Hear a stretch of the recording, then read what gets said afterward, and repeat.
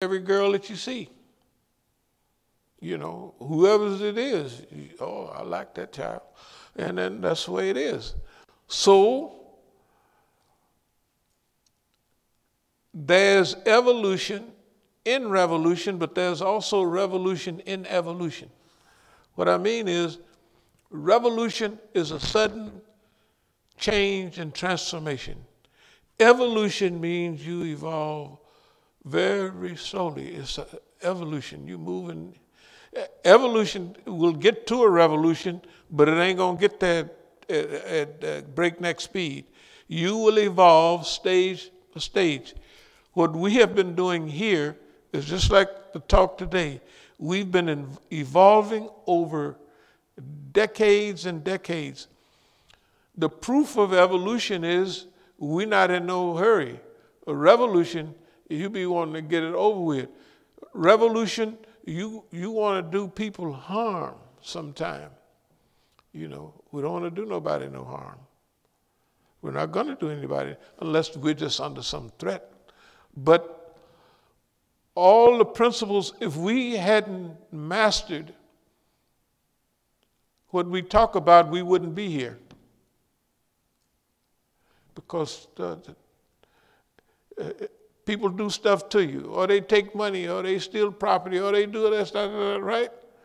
If you respond the wrong way, right, they're going to blame all of it on you, and guess what? Everybody with them is the police. They're going to say, yeah, you're a bad guy.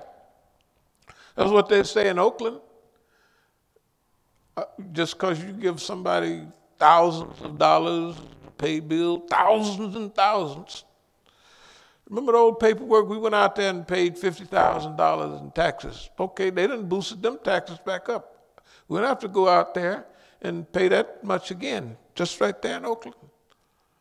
Mukhtar ain't paid no taxes. But if I go to the Masjid, right? So we're going to make them pay for, they're going to pay for, that's why we're going to charge them $100 million. They've been bad, so they owe us. Yeah, you know, in Germany, if you run over a tree, they charge you for that tree you run over and also all the trees that might have came from that tree. So they had it bad on the Americans. You know how stupid they are. They run over them tanks, they run over a tree, they out doing, and they run over this. They just charge them. Okay, boss man, that'll be a zillion Deutschmarks. Yeah, they'd have to pay it. Okay. So, with us, they look at us and they would like us to get involved in tearing down things, running over things, destroying things, right? And we don't do that. They do that. You see what I mean? They do that. That's why we're, I don't want to put it like this, but that's one of the reasons that in the United States, we might be the only active Muslims that are pointed in a healthy direction. There's plenty of other Muslims around here. Which way are they headed? They headed in a different direction. I'm not going to call it wrong direction, but so evolution, that's what we're doing. We're evolving step by step. And that's why we're not in a hurry, but we're outrunning everybody else. And everybody else got on gym shorts and tennis shoes. We got 100-pound sacks on our back, big lead boots, sweat gear, and we're outrunning everybody else. Something's going on. And they're tired and we're not.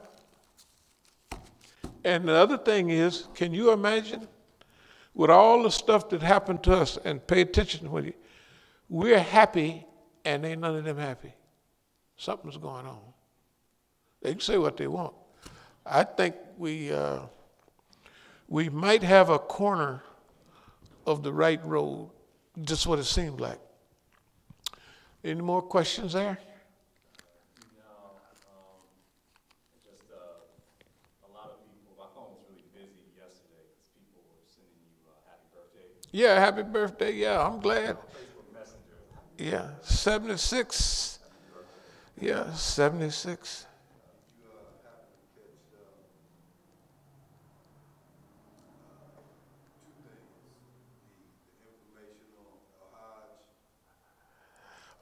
On the 21st?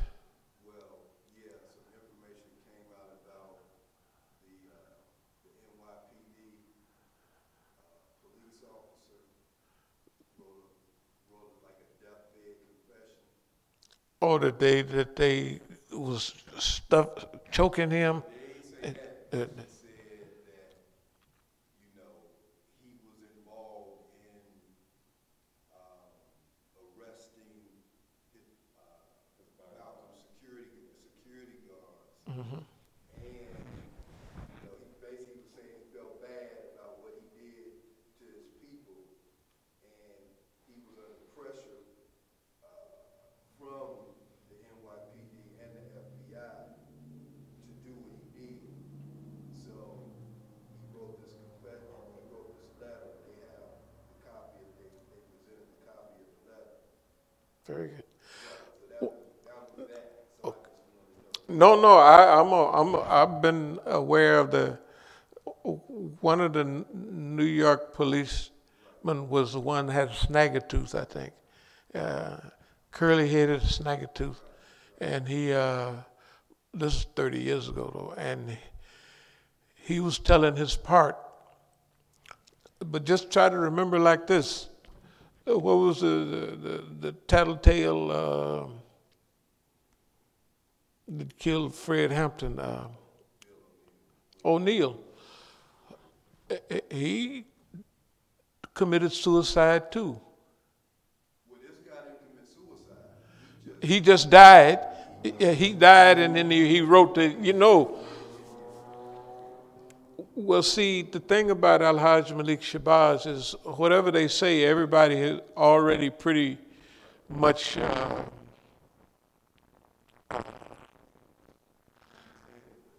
but Allah's in charge of the whole universe. Allah know every leaf that falls from the tree. And sometime when something don't happen, Allah ripens everything too. The people in the movement. And if the people are not ready, Allah won't let it happen. Even whether it's king, all them people, the people, everybody acting like how much they love King. When King started talking out of the side of his mouth, they jumped up and, oh, this man went crazy. And you talking about boss man?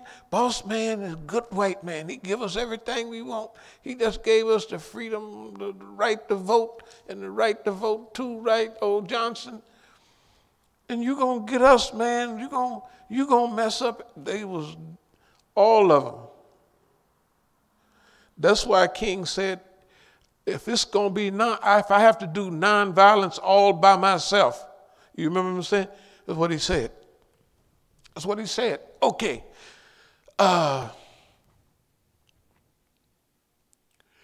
like the period that we're living in because I think some kind of way we've been made for this period. I'm very confident about this period. I think we're going all the way on this one, or close to. You'll know where you're headed by the time your end comes, or my end comes, or that end comes. You'll be able to see. This is what I feel this time. That's what I feel about this time. So, alhamdulillah. Is there anything else? No, that's it. I had a couple people did reach out to talk to you with questions. I just forwarded your phone number. So. Oh, okay. Yeah. They had Imam Jamil's son on the radio. Is that right? And he had put out some information,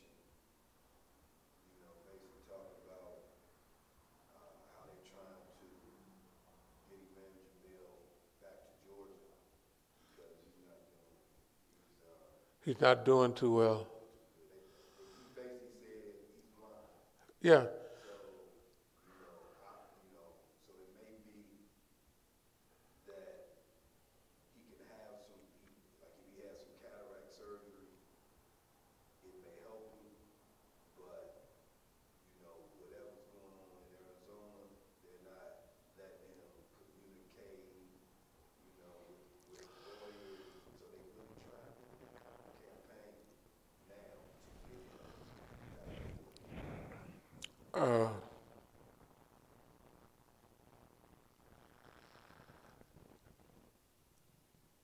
Well, you could see why the government came down on us very, very, very heavily.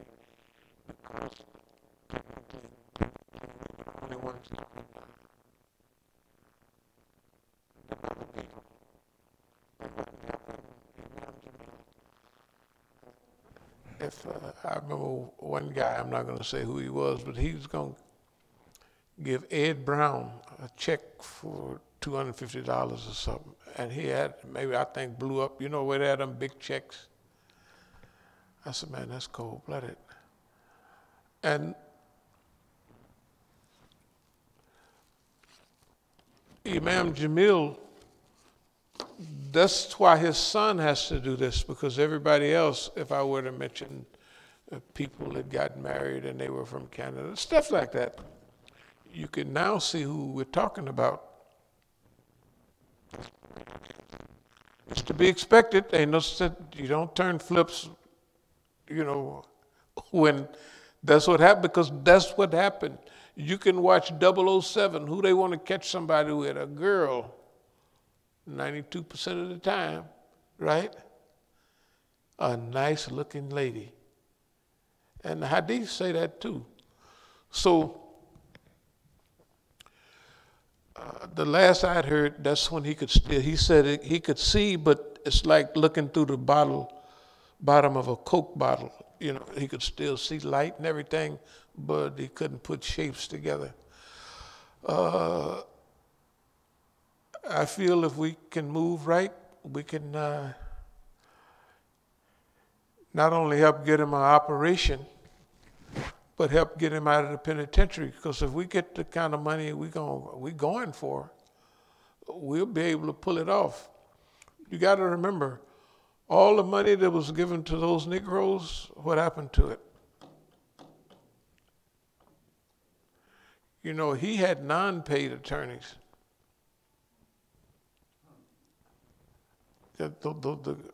Since it's a capital offense, they gave him 2 attorneys. Where did all the money go? Now, I knew I took maybe some hundreds of thousands down there. I used to see the fat black man. He was down there all the time.